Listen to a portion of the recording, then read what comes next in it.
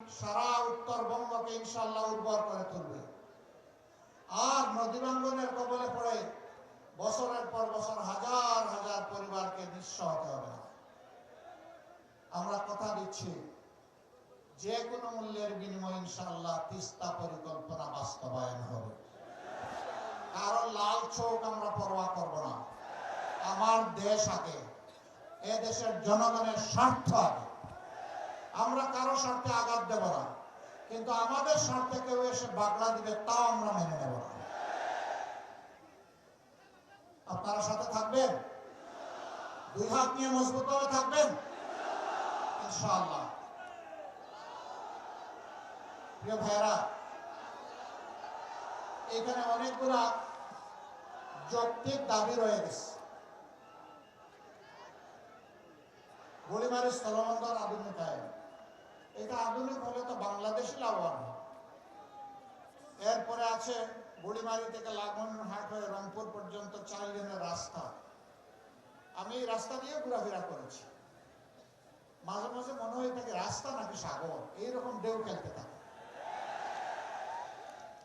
অসুস্থ রোগীর এখানেই যান কবজ হয়ে যায়। কেন? উত্তরবঙ্গ কি কারো সৎ মায়ের সন্তান যে তাকে উপেক্ষা, অবহেলা, অবজ্ঞা করতে হবে? আমরা কথা দিচ্ছি, এই বঞ্চিত এলাকা থেকে ইনশাআল্লাহ বাংলাদেশের উন্নয়নের বিসমিল্লাহ হবে ইনশাআল্লাহ।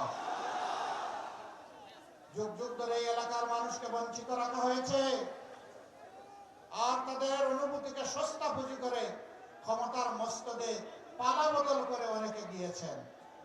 জনগণের দিকে তাকানোর সময় 5 বছরে একবার হয়, আর বাকি সময় জনগণকে তারা চিনেন না। আমরা সেই বসন্তের কোকিল না।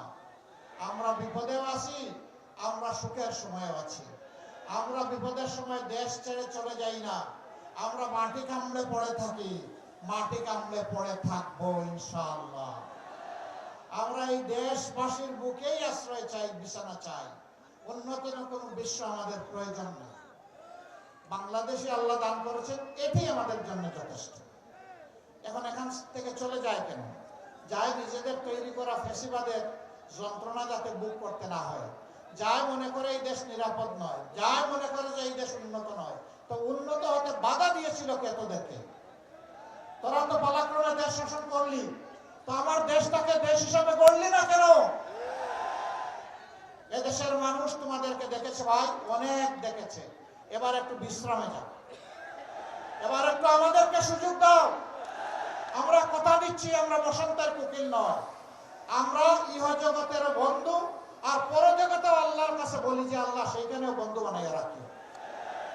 আমরা গলায় গলায় ধরে থাকবো ইনশাআল্লাহ তাআলা লাজিম। আমরা কাউকে ছেড়ে যাব না। আরো অনেকগুলা দাবি এখানে, সবগুলা ন্যায্য। আমরা ঘোষণা দিয়েছি উত্তরবঙ্গকে ইনশাআল্লাহ আমরা কৃষি শিল্পের রাজধানী হিসাবে গড়ে তুলব। তখন কর্মসংস্থান যেমন হবে, সারা দেশ উপকৃত হবে। দেশের উৎপাদিত শস্য এবং বিভিন্ন পণ্য ইনশাআল্লাহ শুধু দেশের চাহিদা পূরণ করবে না, বিদেশেও রপ্তানি হবে। আমরা সেই শিল্প, পুরা এলাকাকে আমরা শিল্পে সমৃদ্ধ করতে চাই। আপনারা শুধু দোয়া করবেন। কথা যা দিচ্ছি, আমাদেরকে যদি আল্লাহ তাআলা এই দেশ সেবার সুযোগ দেন, আমরা যেন আপনাদেরকে ভুলে না যাই।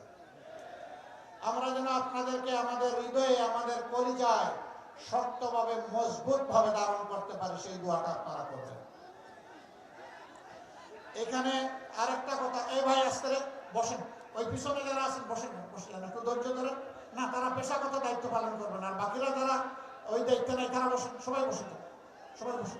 এই এলাকার মানুষ খুবই ভালো, বসেন বললেই বসে যায়। বসেন, তাড়াতাড়ি বসে, দেরি করবেন না। ধন্যবাদ। তো আলহামদুলিল্লাহ, আমরা একটা কথা পরিষ্কার করতে চাই, বাংলাদেশ এখানে সকল ধর্ম বর্ণের মানুষ। আমরা এখন থেকে আর কোনো বৈষম্য বরদাস্ত করব না। একটা মানুষের যোগ্যতা আছে আর তার দেশপ্রেম আছে, এনাফ। তার হাতে তার উপযুক্ত কাজ চলে যাবে। এই কাজ দেখবে না তিনি কোন ধর্মের, তিনি যে কোনো ধর্মের হতে পারেন। তিনি যোগ্য লোক, যোগ্য ব্যক্তির হাতে যোগ্য কাজ যাবে ইনশাআল্লাহ। আরেকটা কথা আমরা পরিষ্কার করি, আমরা এই দেশে আর মাইনরিটি মেজরিটি গুলো শুনতে চাই না। অন্যান্য ধর্মের যে সমস্ত ভাই বোনেরা আছেন, আমরা ইনশাআল্লাহ বুকের চাদর দিয়ে তাদেরকে আগলে রাখবো। সবাইকে নিয়ে আমরা বাংলাদেশের বাগান সাজাবো ইনশাআল্লাহ। সকল ধর্ম বর্ণের মানুষকে নিয়ে বাগান সাজাবো। আর কোনো বৈষম্য এখানে বরদাস্ত করা হবে না। ন্যায় বিচার কায়েম হবে ইনশাআল্লাহ।